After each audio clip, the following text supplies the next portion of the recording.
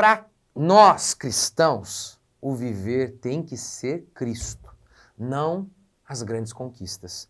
Bom dia, graça e paz do nosso Senhor Jesus Cristo. A gente continua aqui nosso devocional, Filipenses 1:21, porque para mim o viver é Cristo. Eu tenho tentado mostrar, explicar por que Paulo está tão forte mesmo na cadeia, por conta da fé dele.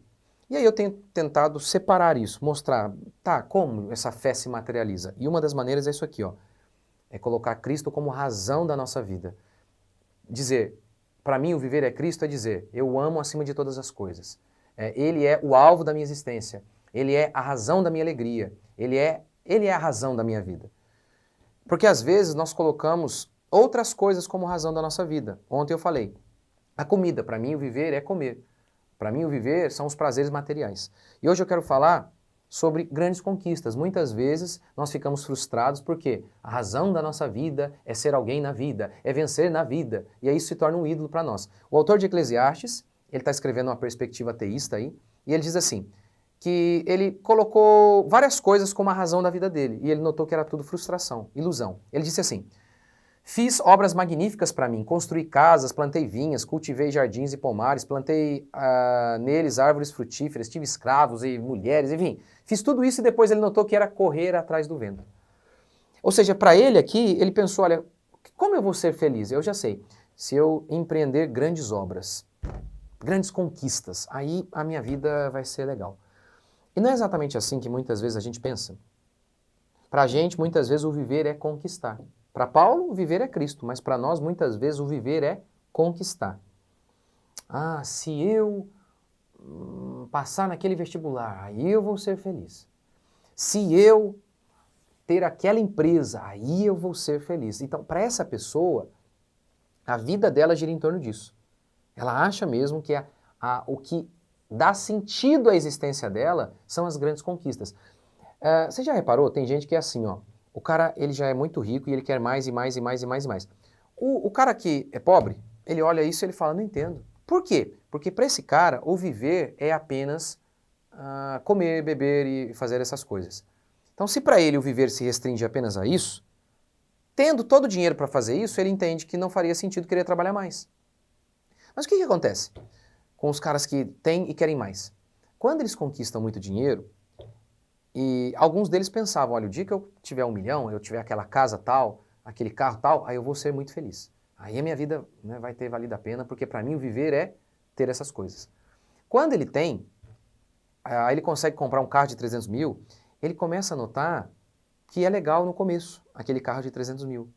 Mas depois de um tempo ele vê que é claro que é melhor aquele carro do que um outro carrinho, mas ele vê que aquilo não preenche ele de verdade, sabe? Que, assim, dá alegria. E o que costuma acontecer?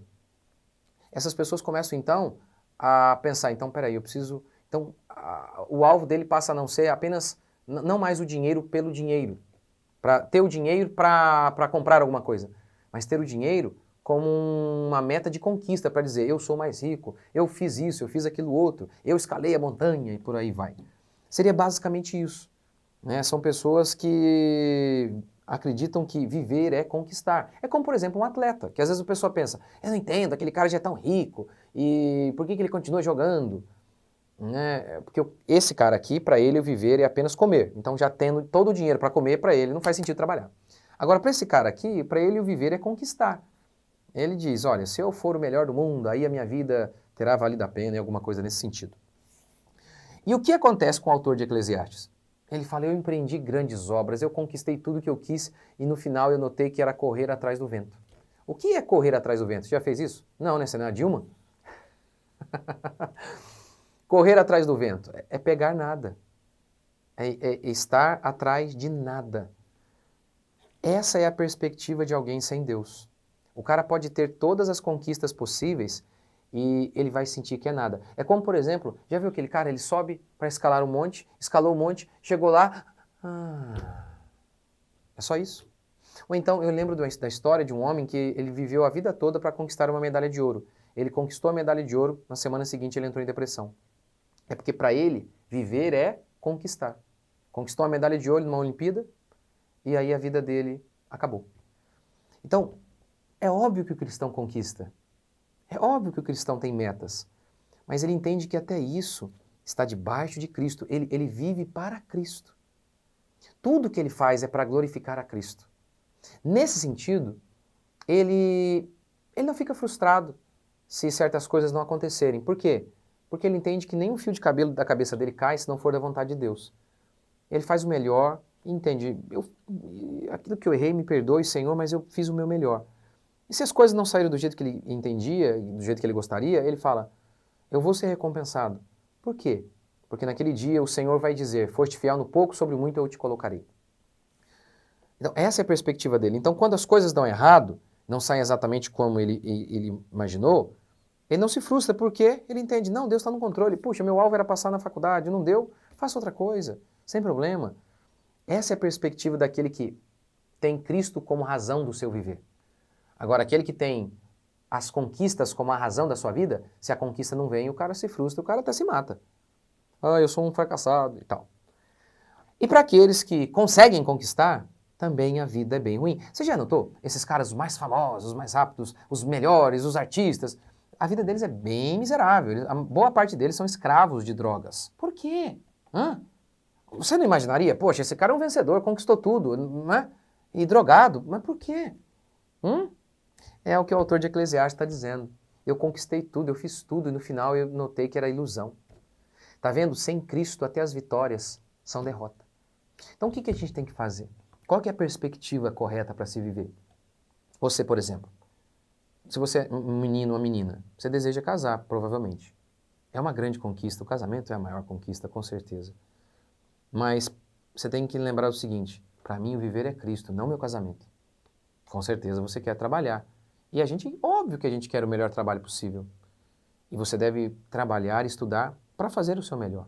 Mas se não vier aquilo que você imaginou, o que você vai dizer? Para mim o viver é Cristo, Ele é a razão da minha vida. Por outro lado, e se vier? E vier até mais.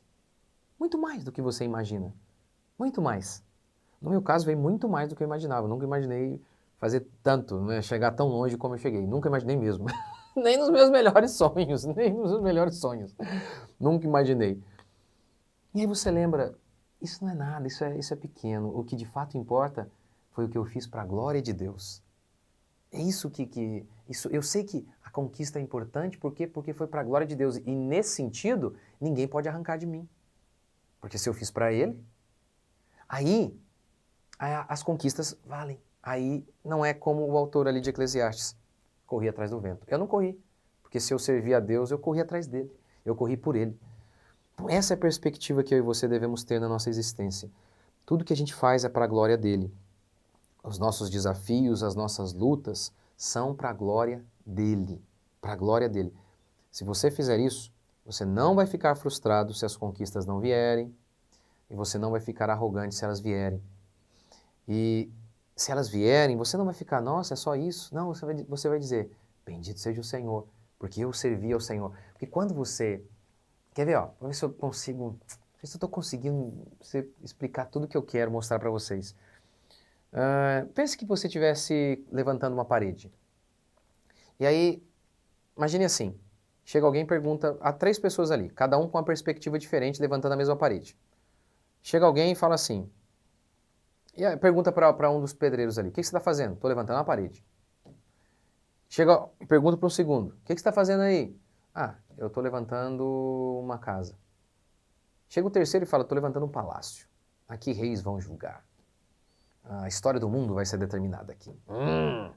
É a mesma parede, né? Mas uma perspectiva totalmente diferente.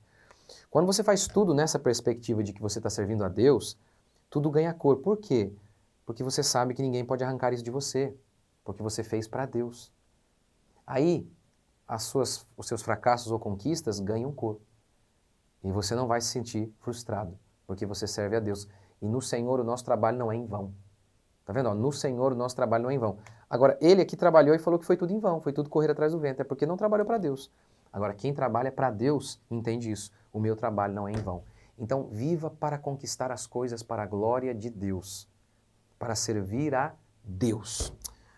Você quer casar, entenda o seu casamento como algo de Deus, para Deus. Você que quer trabalhar, entenda o seu serviço como algo que glorifica a Deus. E aí você nunca vai ficar frustrado, nunca vai correr atrás do vento. Bora orar? Senhor Deus e Pai, te agradecemos por mais um dia, bendizemos o teu santo nome por tudo que o Senhor tem feito e vai fazer. Dá-nos a perspectiva correta de como viver para a tua glória, de como servir ao Senhor. Livra-nos do mal, enche-nos do teu Espírito Santo. E nos livre, Senhor, de toda frustração. Se há irmãos queridos aqui agora que estão frustrados, desanimados, porque sonhavam com uma coisa e nada aconteceu, fortalece o teu povo. E ajude-nos a lembrar que o Senhor é soberano sobre todas as circunstâncias e nenhum fio de nossa cabeça cai se não for da tua vontade. De modo que o Senhor governa absolutamente sobre tudo e sobre todos. E sobre nós também. Nós estamos onde estamos porque o Senhor permitiu que estivéssemos aqui. Pedimos perdão de nossos pecados, pedimos que o Senhor nos livre de toda preguiça, de todo pecado, mas nos ajude a darmos o máximo no nosso trabalho, na nossa casa, para a glória do Senhor. Para que possamos ouvir naquele dia, servo bom e fiel, foste fiel no pouco, sobre o muito eu te colocarei. Porque trabalhamos para ti, Pai. E como a tua palavra promete, no Senhor o nosso trabalho não é em vão. Nós não vamos estar correndo atrás do vento, porque nós corremos atrás do eterno, do Deus vivo e todo-poderoso. Nós te agradecemos por mais um dia, bendizemos o teu santo nome, o nome de Jesus Cristo de Nazaré. Amém? Gente, lembrando que quem quiser ir para Israel comigo, tem aqui o telefone da Fernanda aqui embaixo. Para esse ano, não sei se ainda tem algumas vagas, entra lá em contato com ela. A gente vai viajar esse ano, novembro, e ano que vem também. Fernanda está aqui, o telefone dela para mais informações. Eu vou estar lá e a gente vai conversar muito lá, hein, nessa viagem, hein? Vocês podem me cobrar. Deus abençoe, gente.